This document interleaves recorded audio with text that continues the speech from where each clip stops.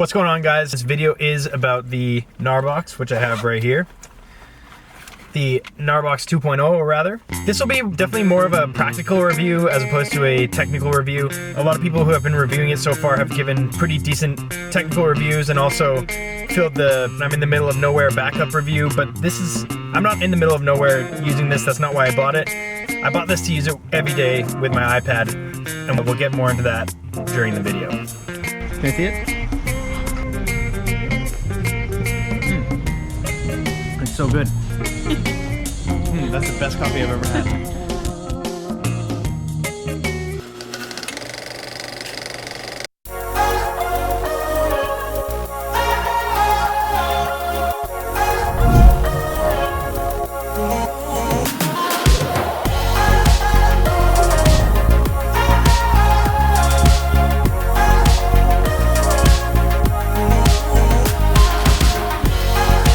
Alright, so I think we found the path.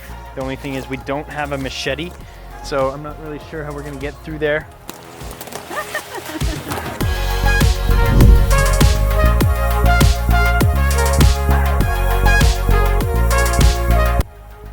Did you find the one you wanted? She found it. We got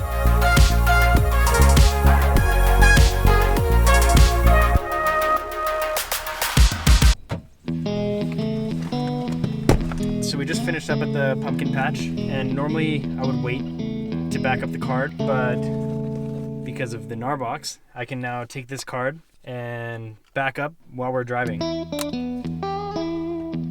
I'm just gonna turn it on.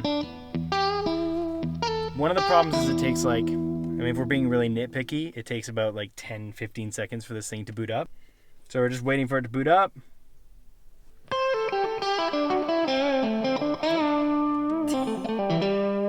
There we go. So it's ready to go. Literally just gonna hit back up now. One button, tap, and it's 17.4 gigs. You can't see that on there, but it's 17.4 gigs, and that's gonna back up. So I'll just put it there, and then we'll start going.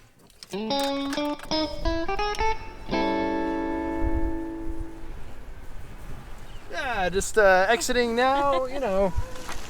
It's super safe to vlog and drive as long as the camera is not in the car. It's a loophole. Okay, so we're back in the studio now. I've got everything backed up. Alright, so I just backed up everything to the Gnarbox and then formatted the SD card, so I really hope it worked. And you guys would already know if it worked because you would have already seen the footage on it, but if you didn't, then it didn't work. I actually started to review the footage when we were at lunch on the way home. And actually, before we continue this video, this is not a sponsored video by Gnarbox. But Gnarbox, if you are watching, I'd gladly take a 1 terabyte hard drive to review because I got the 512 and I know I'm going to be using this thing a lot. And a huge shout out to Henny the Business and Tom's Odyssey for making great videos on the Gnarbox 2.0. Those two definitely helped me make the decision to buy the 2.0. Anyway, back to the video. I've already looked at all this by the time I've gotten home. As far as speed goes, the version 1 was a great idea, but it just didn't really work very well. I did a test comparing the speed of both of these, which didn't actually go the way I planned, but it ended up kind of being a metaphor for the version 1, which I don't want to rag on too much because if the version 1 enabled the version 2, then I'll take the version 1 any day. I'm going to play that for you.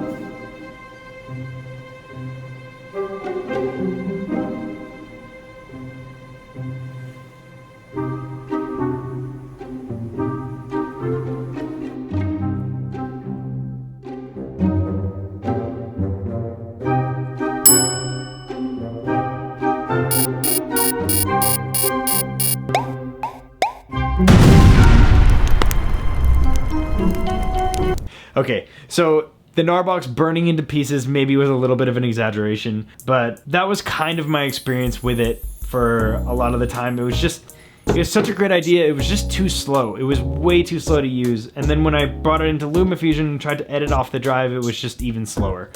So let's jump right into LumaFusion. Normally, my LumaFusion workflow would be this. I would take my SD card from the camera, I'd put it into this USB-C dongle, put it into the side of my iPad, and then I would go into Photos app, import all of the video files because you can't actually preview them, and then I would open them in LumaFusion, and I would scrub through, take what I wanted, make my video, and then basically at the end of that, I would just kind of either leave it on my iPad until my space was full and I'd get rid of those, or I would just delete everything right away.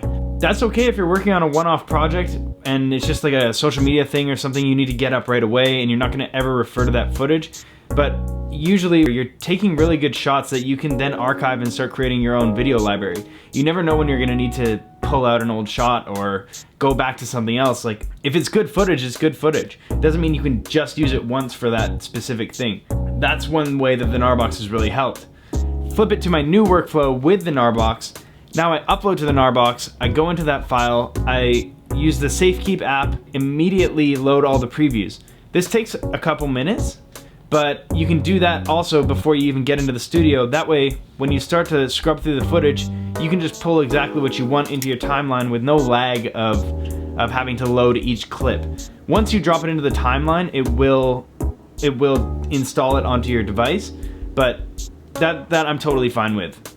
Just being able to do that is worth the Gnarbox. From the time that you're in the field to the time that you're ready to start working on your project, you've saved so much time because you've maximized that time in between shoot to edit, which just makes everything faster. And if you're a working professional, then time is money, and that is that. Let's talk photos. So for photos, generally I use Lightroom CC to store and process all of the photos.